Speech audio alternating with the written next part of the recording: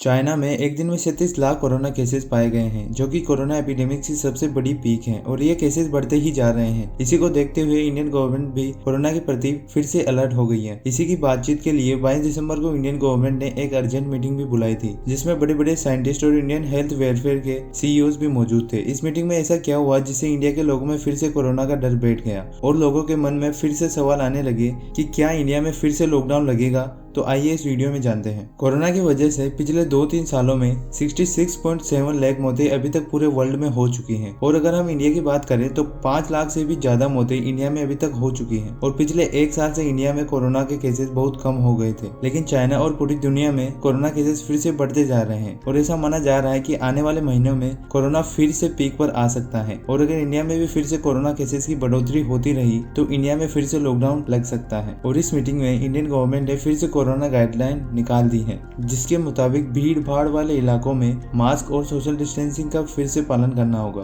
और एयरपोर्ट्स पर फिर से टेस्टिंग शुरू कर दी है। और इस गाइडलाइन के बाद संसद के सभी मेंबर्स ने मीटिंग के दौरान मास्क लगाना भी शुरू कर दिया है, ताकि आम जनता भी इस गाइडलाइन को लेकर कोरोना के प्रति फिर से सीरियस हो जाए और गवर्नमेंट की कोरोना गाइडलाइन का पूरी तरह से पालन करे। अगर इस गाइडलाइन का पालन नहीं होगा तो इंडिया में फिर से लॉकडाउन जैसे हालात होने में कुछ टाइम नहीं लगेगा। चाइना में कोरोना का नया वेरिएंट BF7 बहुत तेजी से फैल रहा है और इंडिया में भी BF7 केसेस पाए गए हैं। इस वेरिएंट से चाइना में अब तक बहुत मौतें हो चुकी हैं और अगर ये इंडिया में भी फैल गया तो इंडिया में भी चाइना जैसे हालात हो सकते हैं। तो आज के लिए इतना ही दोस्तों, मिलते हैं अगली वीडियो में। धन्यवाद।